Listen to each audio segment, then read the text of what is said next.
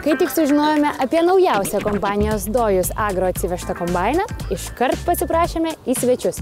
Jame įmontuoti 8 kompiuteriai ir net kosminės technologijos. Visa tai tikrai verta to, kad išbandyčiau jį savo rankomis.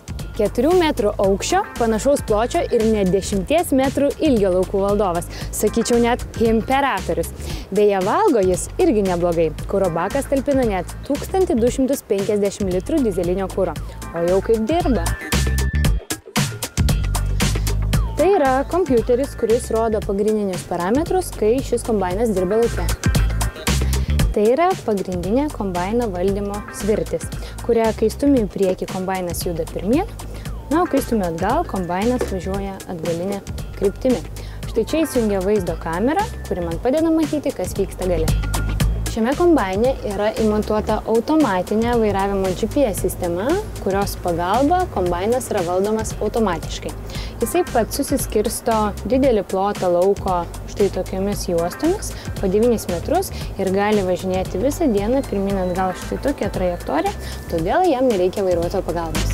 Aplink save matau gausybę įvairių mygtukų. Štai šie, pavyzdžiui, reguliuoja kombaino sūkius, štai šie perjunginėja pavaras. Dar čia yra įmontuotas radijas bei vėdinimo sistema, kuri padeda vairuotojui komfortabiliai jaustis. Kombaino kabina yra be galo patogi. Visa kontrolinė panelė, kurios pagalba mes valdome parametrus, yra pritvirtinta prie vairuotojo sėdynės, kad jam būtų patogiau valdyti šį kombainą. Ir kai judiname sėdynės aukštį, kartu juda ir visa ši panelė. Štai taip. Būtent šis kombainas yra sukurtas su vikšrinė važiuoklė, kuri esant drėgnam dirvožemiui sumažina kombaino slėgį žemėje ir padidina pravažumą. Šio dangčio viršuje yra šio kombaino variklis. Tai 625 arklio galių, 13,5 litro darbinio tūrio ir 6 cilindrų monstras. Štai čia yra smulkintuvas. Štai šių mentelių pagalba šiaudai yra paskleidžiami po visą lauką. Čia yra kukurūzų pjaunamoji. Ir kai šis didelis kombainas pjauna kukurūzus, štai čia atkeliavęs kukurūzos stiebas yra atskiriamas nuo burbuolės. Burbuolė keliauja į kūlimo mechanizmą, na, o stiebas štai ten apačioje yra susmulkinamas. Štai čia yra pagalbinis vairavimo mechanizmas. Priklausomai iš kurios pusės kombainas gauna didesnį kukurūzų srautą, ten ir suka. Jei kartais kombainas įvažiuoja į tuščią lauką, štai ten yra palydovinė sistema, kurios pagalba kombainas yra vairuojamas toliau. Štai čia yra iškrovimo vamzdis. Ūkininkai jį vadina iškrovimo sraige. Na, man jisai visai nepanašus į sraigę, tačiau iškrauna jisai 135 litrus per sekundę. Patikėkit, tai yra tikrai daug.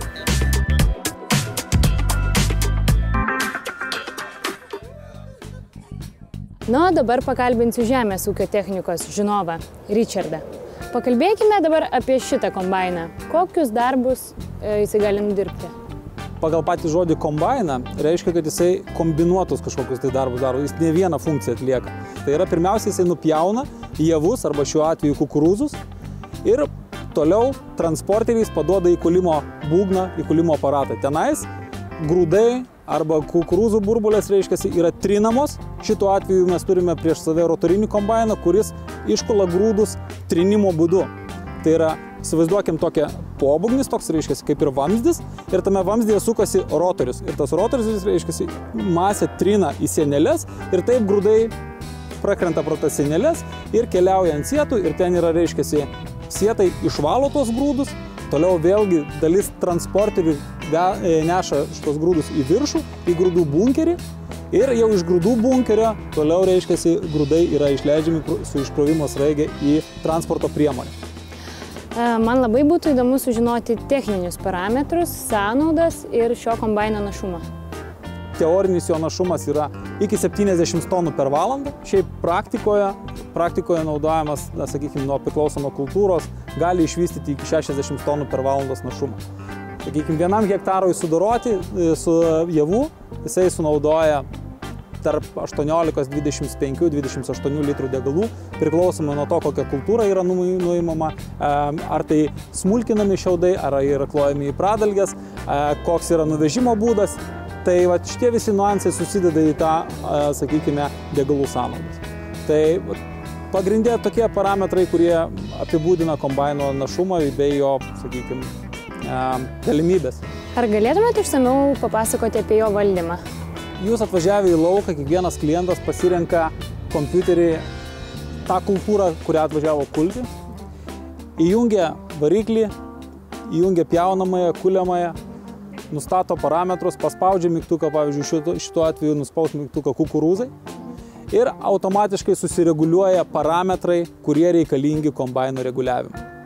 Kombainininkas, jis turi tik tai mokėti valdyti, žiūrėti į ekraną, pasirinkti rodiklius ir jam daugiau suk galvos nereikia. Papildomai galima užsisakyti automatinę vairavimo sistemą. Tai yra, jinai palengvina darbą kombaininkui, ypatingai palengvina darbą. Tiek, sakykime, kadangi javapjūtės metu nebūna 8 ar 10 darbo valandų, būna darbo tiek, kiek leidžia oro sąlygos. Jeigu neiškrenta anksti rasa, kombainas gali dirbti per naktį, žmonės dirba per naktį. Tai tam automatinės valdymo sistemos yra reikalingos, kad žmogaus nuovargį sumažinti ir našumą padidinti, kadangi pats vairuotojas negali išvairuoti visą dieną 12-14 valandų labai tiksliai. Tai todėl yra reikalinga navigacija, sakykime, GPS sistemos. John Deere'as turi tokį prekinį pavadinimą AMS. Tai galime įsivesti, pavyzdžiui, pjaunamosios plotį, šituo atveju, sakykime, 7,5 metro pjaunamosios plotis, įsivedam į kompiuterį, paspaudžiam įvedimo mygtuką ir jisai, reiškiasi, mums lygiai mūsų, reiškiasi, užsiduota trajektorija važiuoja per lauką. Tai reiškiasi, jūs galite, tik tai reikia jums apsukti kombainą galūlaukiai, pastatyti į vietą, paspausti mygtuką įvedimo ir jisai pats susiranda. Labai protingas kombainas, tai tiek šį kartą apie kombainus.